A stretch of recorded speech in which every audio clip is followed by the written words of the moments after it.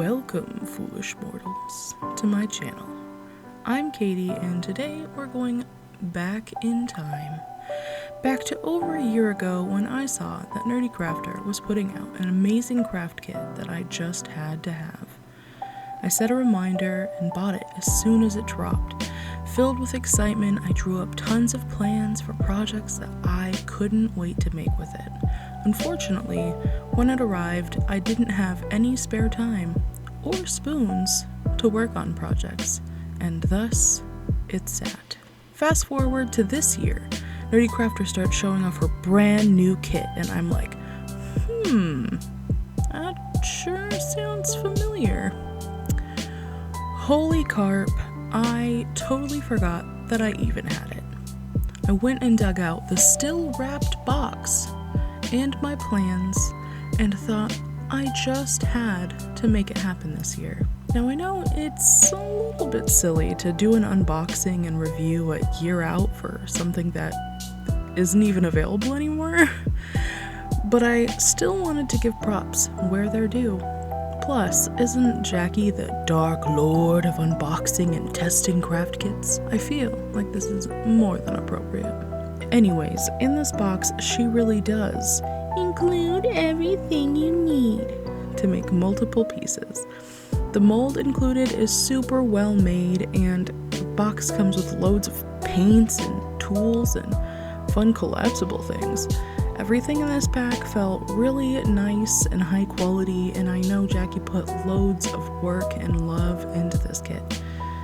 Now, I can't personally afford the new kit, but if this previous kit is any indication, her new one is definitely worth your cash. Now, on to the project. I started out by making a few of the castings in the mold. It's really nice because the instructions are super clear and easy to follow.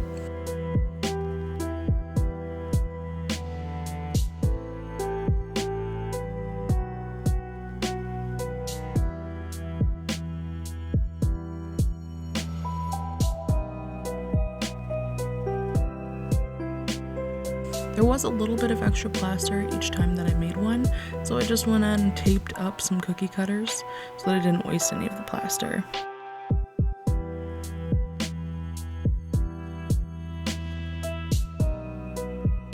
I decided to go ahead and use the casting that I underpoured for this project and save the other one for later.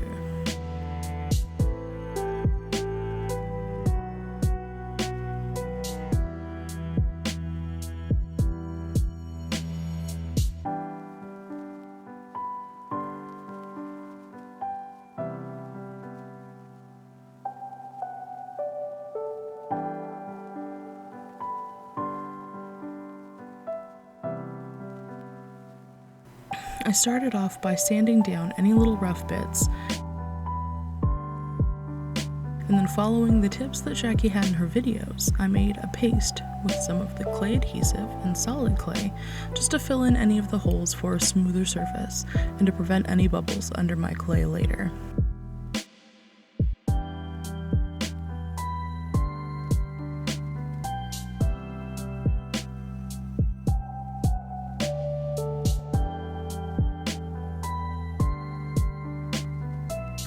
After all that clay adhesive, it kind of left him a little bit sticky, so I decided to try out a trick that I had learned recently, and I blasted him with a heat gun. Have you ever learned a life hack and then felt like your entire life up to that point was wasted?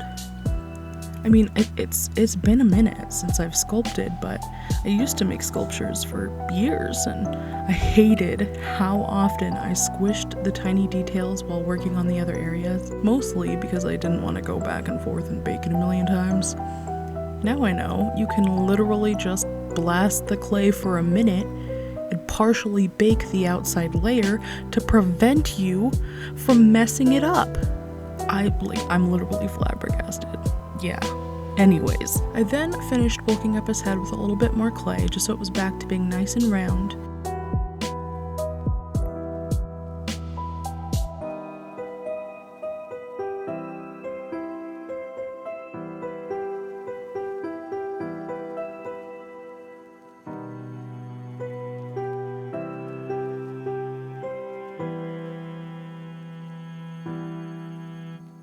and then added little lumps of clay to his feet so that they were more feet-shaped.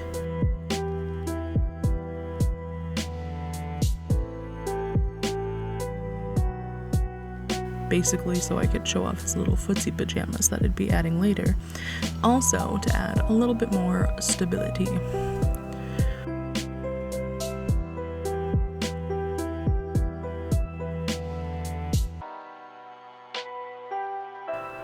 I then added a thin sheet of clay over his whole head. I did try to remember to use the clay adhesive anytime I was adding something to the base, and make sure that it's pressed firmly. Again, this just prevents any bubbles from showing up later that can cause cracks and chips, ruining your sculpture.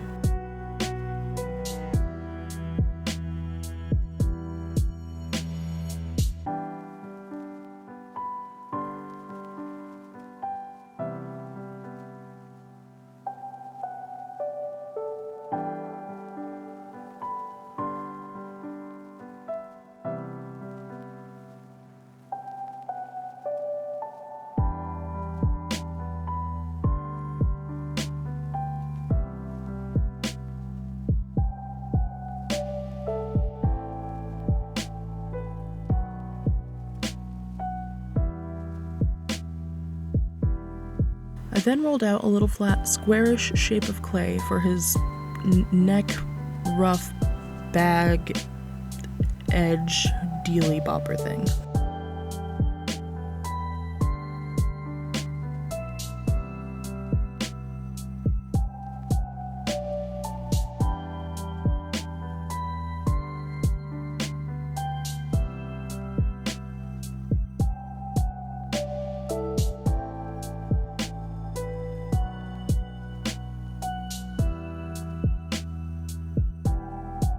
And just textured it using the needle tool from the kit. Then I went in with little strips of clay for the seam details. One goes around the top of the head.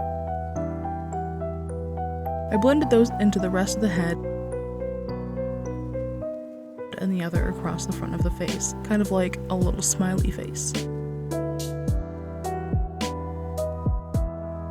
And with the mouth, I just blended the top seam so the bottom would look more like a lip for him.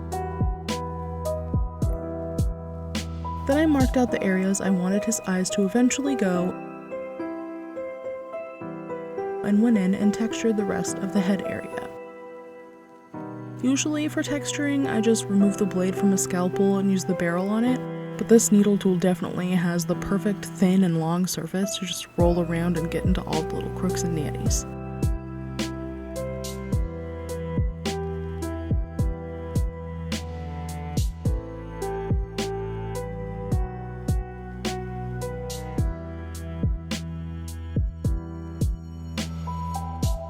For the little overhanging bit of the burlap sack, I just wrapped it around his neck, using a little bit more of the glue and blending it into the head neck area.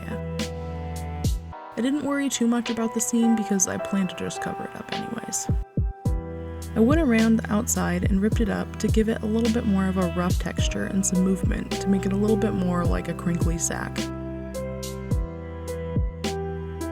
I said what I said. Then I just made a super thin snake of clay, doubled it over, and rolled them together to make a nice little piece of rope and added that around his neck.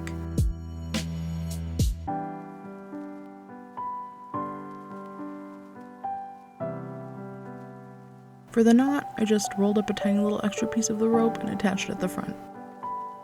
Now to save my progress, I went in with my heat gun again so I wouldn't lose any of the details that I had put in so far. Seriously, this is the best life hack ever.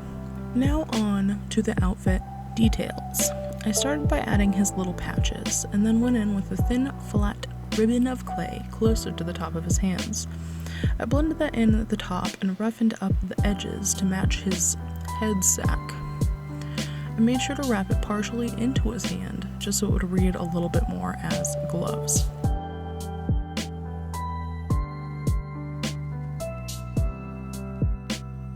I then added some folds along his body so it would look more like he was actually wearing clothes and not just naked.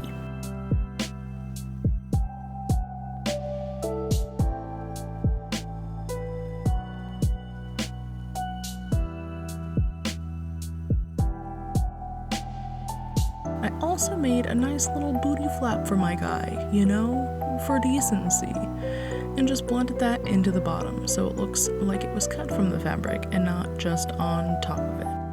Also added some cute little buttons, but of course I did this all off camera, not intentionally, but because I have such good spatial awareness.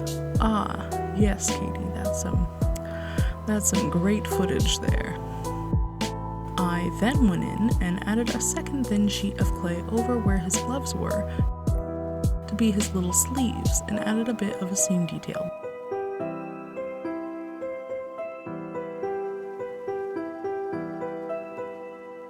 Before gouging his eyes out and giving him a little heat gun to protect his fit.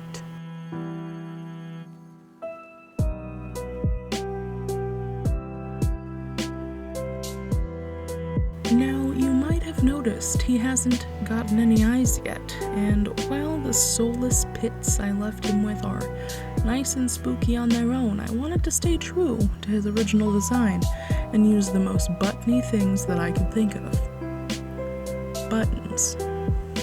Which, if I remember correctly, I usually keep with my other bits and bobs.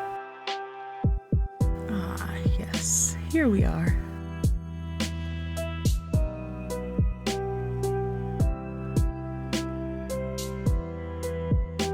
Along with other oddments, we have a nice bag of buttons.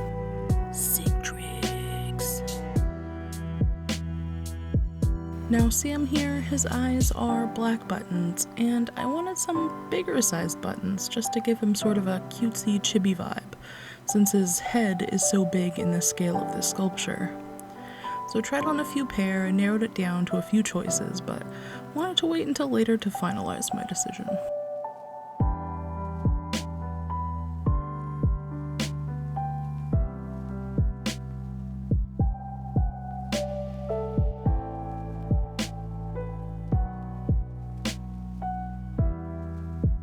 Now that his eyes are sort of figured out, I need to work on his accessories. I do plan on making both of the accessories that he has. I found out that I had the perfect little paper straw for the stick of his lollipop. So I just cut that down to size and made sure that it would fit in his little hand. I guess it would be helpful to have a reference for that. Here we go. I do plan on making the actual candy bit with resin later, but his little burlap sack is going to be made of clay. So I just grabbed every sculptor's favorite thing, tin foil. I scrunched it all up into a ball and then pressed and formed it into a semi-triangular shape, just checking the comparison until I got a size that I liked.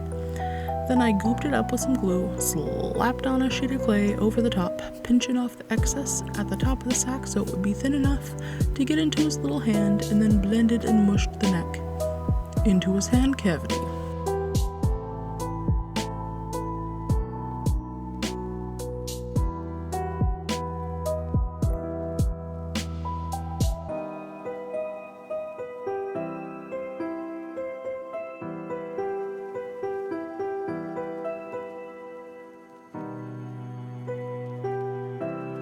I then just rolled out a little flat piece of clay and textured it and scrunched it all up until it looked like the mouth of the bag.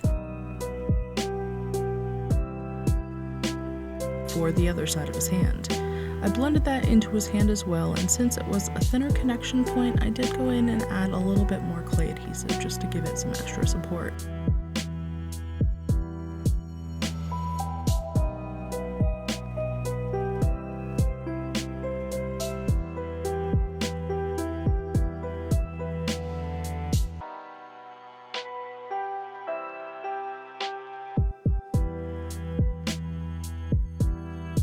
I then did a little blast with a heat gun just to secure all of his details, sent a prayer to the clay gods, and then tossed him in the oven according to the instructions on the clay.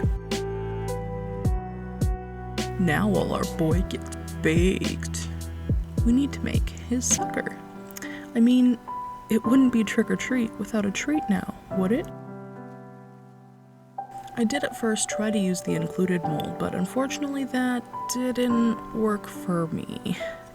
I guess with my clay blocking paired with the depth of the mold didn't really work with the UV resin, even after trying to cure it for way longer than the instructions said to.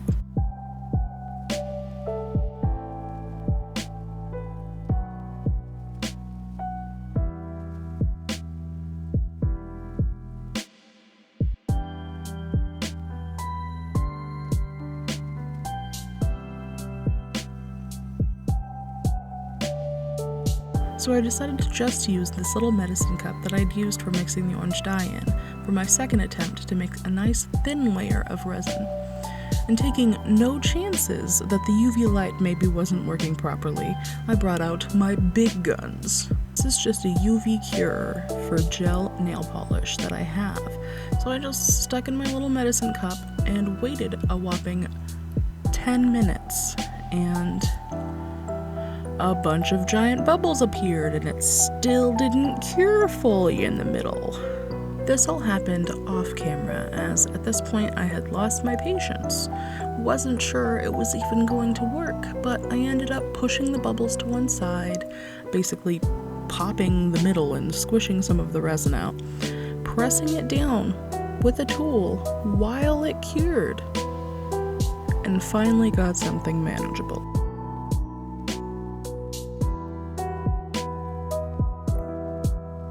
I then went in with my rotary tool and just smoothed out the area where the bubbles were in, just to make the bite on the sucker, and then sanded down all of the rough edges.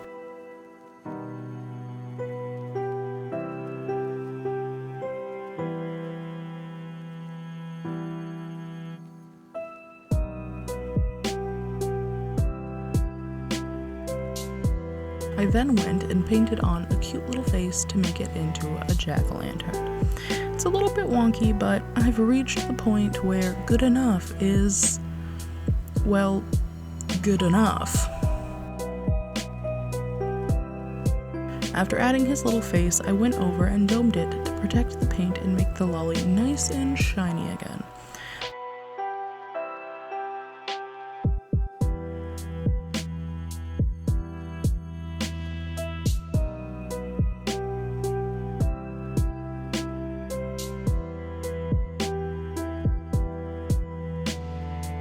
This thin layer cured perfectly in almost no time at all, so I guess when they said thin type, they meant it. Now for the stick, I just globbed a little bit of resin to the top of my straw and then secured it to the resin piece. I did decide to go over the white parts with just some Sharpie to make my straw match a little bit better.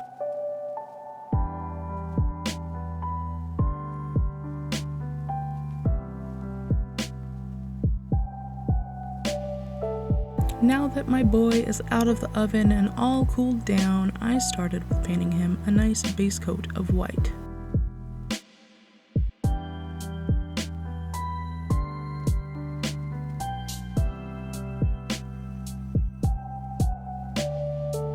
Before remembering I wasn't even done with the details yet. But this paint is really lovely and thick and did a wonderful job covering up all the dark color of the clay, which is what I wanted. So for the tiny details, I wanted to go ahead and use some of the epoxy sculpt that came with the kit. Jackie has said that it was really good for tiny little details because it dries super hard and won't break. After watching some other people use this material, I did know that it was best to mix while wearing gloves, as it is very sticky. And also to let it rest for a while after mixing so that it isn't as soft and will be much easier to work with. So I waited around 30 minutes before coming back to it.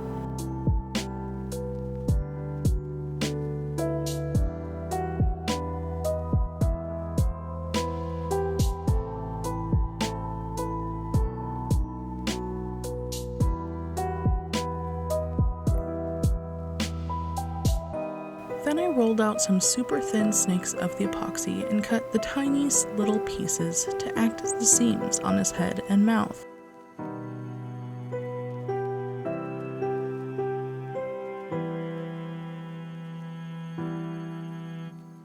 I pressed these all in and rolled over them with a rubber tool just to get rid of any of the fingerprint texture.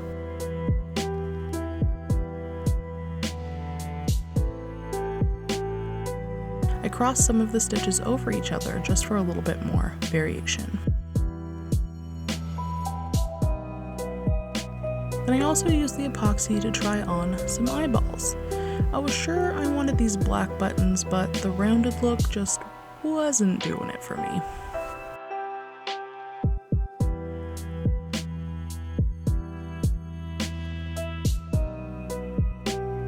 So I decided to go with these flat blue buttons instead, since they will be painted anyways. Now I added some tiny snakes of epoxy sculpt through the holes of the buttons in an X formation, just to work as the thread that holds them on. All I did was make a little U shape and fed it through, and then stuck them down on the underside of the button.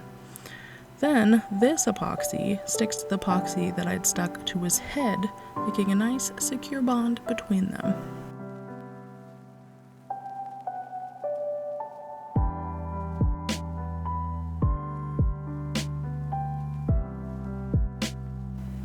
After finishing all the epoxy details, I let him sit and cure overnight. Now that he is all detailed and actually finished, we can go back in and paint him. First, I painted his eyes a nice solid black, and then I needed a nice burlap color.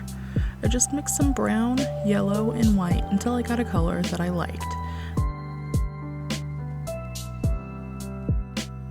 And covered all the parts that were supposed to be burlap. I made sure I got into all the little nooks and crannies of his neck ruffle and his gloves. I'm not sure how well it shows on camera or if it showed at all, but the paint is actually kind of shimmery when you mix it, but once you apply it, it looks really flat.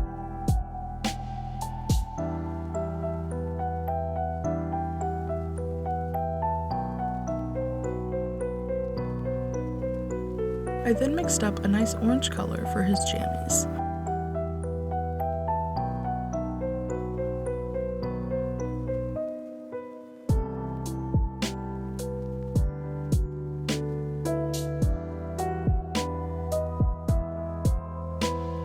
I tried to be kind of careful around the patches and the toes, as I knew that I would be doing them in a lighter color.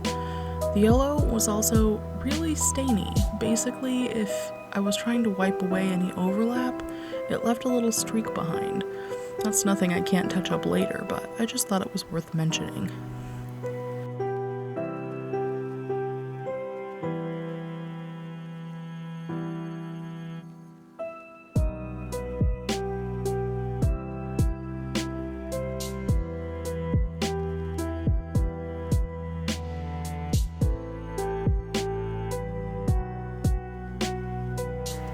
Then for anywhere I knew that would be a lighter color, I went over with some more white just to clean up the edges.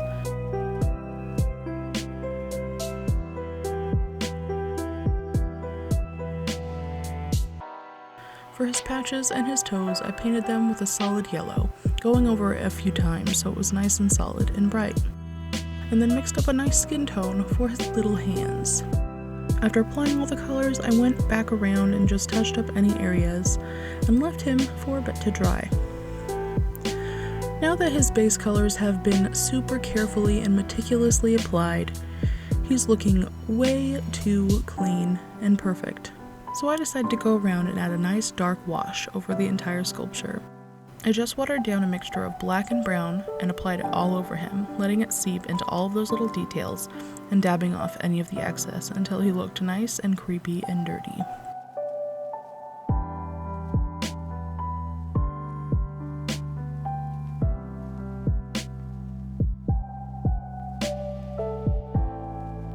As you can see, it's during these fine finishing touches that my filming ability really shines through. Now all he needs is a nice spray of matte varnish to protect all of his little details, and he'll be ready to uphold the rules of Halloween forever.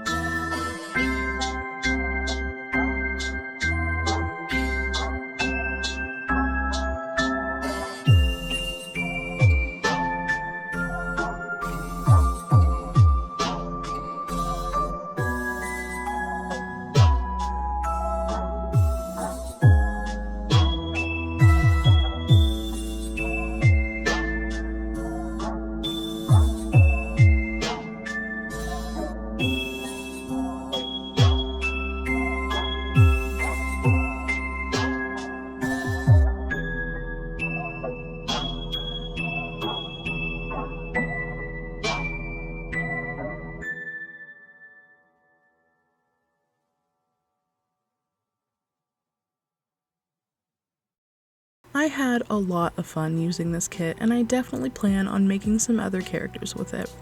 I think Sam turned out super well, and I feel like this kit was a perfect reintroduction to the sculpting medium for me. If you like spooky things like Sam here, maybe consider subscribing and sticking around. For me, spooky is a year-round affair.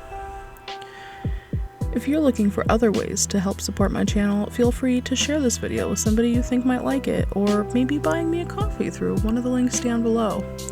As always, thank you so much for watching, and please, if you don't want Sam to come for you, stay weird.